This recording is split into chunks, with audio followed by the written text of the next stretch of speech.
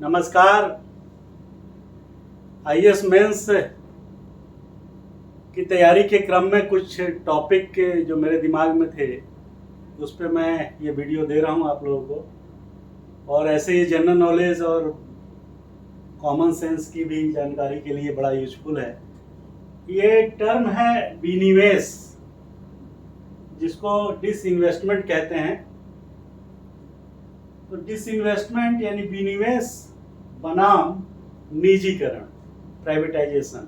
पहले आप समझ लें कि विनिवेश का मतलब क्या होता है।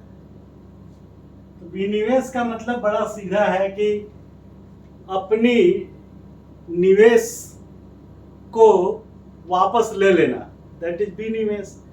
सरकार जो फंडिंग करती है कंपनियों में, पब्लिक सेक्टर कंपनियों में, उसमें से अपनी पूंजी को वापस ले लेना,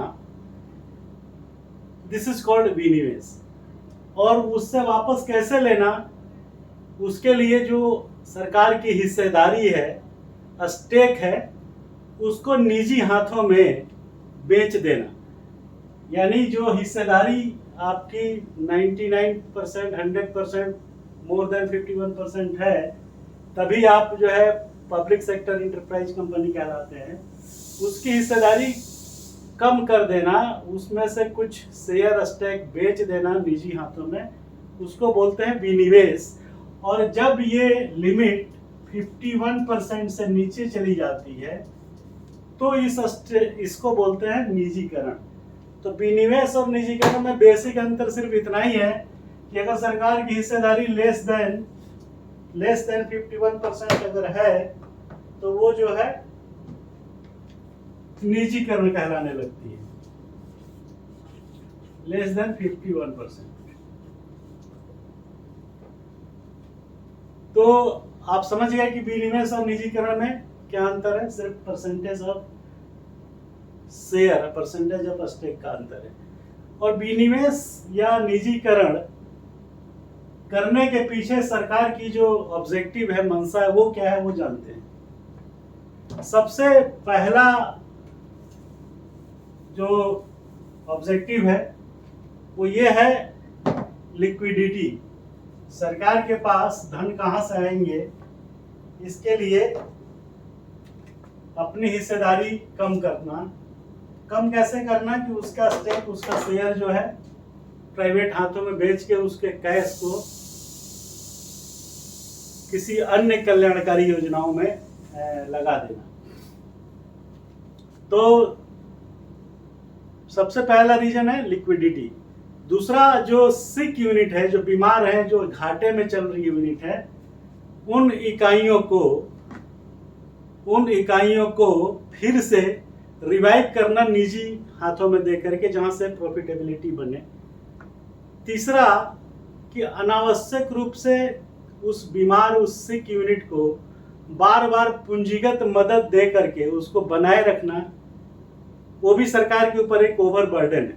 अगर आप खुद अपने पब्लिक सेक्टर इंटरप्राइज को खुद नहीं सर्वाइव करा पा रहे हैं, मैनेजमेंट या स्टाफ सब मिल करके, तो सरकार कब तक उसमें अनावश्यक धन जो है व्यय करेगी, वेस्ट करती रहेगी। चौथा रीजन है कि सरकार को अपने अन्य कार्यकलापों, कल्याणकारी कार्यकलापों के लिए धन की कमी होने लगती है, जब वो दूसरे बीमार, घाटे में चल रही यूनिटों को पैसा, पूंजीगत ऐड, वित्तीय मदद देती रहती है। तो विनिवेश करने के पीछे ये ऑब्जेक्टिव होता है सरकार का, जो कि सराहनीय है और कोई गलत नहीं है। और प्राइवेटाइजेशन क्या है आपको हमने बता दिया, थोड़ा सा लिंक है दोनों के बीच। अब सवाल है कि विनिवेश करते कैसे हैं, उसका तरीका क्या है विनिवेश करने का। तो विनिवेश करने के लिए सरकार जो हिस्सेदारी बेचती है, उसके लिए प्रॉपर एक पारदर्शी चैनल यूज किया जाता है, जिसमें टेंडरिंग प्रोसेस शामिल होती है और उसमें जो है ड्यू डिलीजेंस का पूरा ध्यान रखा जाता है। तो विनिवेश क्या है, कैसे करते हैं, उसका ऑब्जेक्टिव क्या है, प्राइवेटाइजेशन से कैसे ये अलग है थोड़ा। अगर वो हिस्सेदारी 51% से ज्यादा बेच दी सरकार ने प्राइवेट हाथों में, तो वो स्टेज जो है निजीकरण कहलाने लगी। तो ये है सिंपल। अब इस पे क्वेश्चंस कई तरीके से बनते हैं मेंस के लिए कि क्या विनिवेश और निजीकरण दोनों में से सरकार के लिए कौन सा कंसेप्ट यूजफुल है, बेहतर है।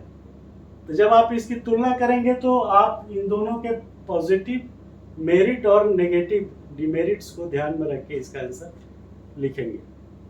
तो ये था हमारा छोटा सा क्लिप जो विनिवेश और पूंजीकरण के कंसेप्ट को क्लियर करता है।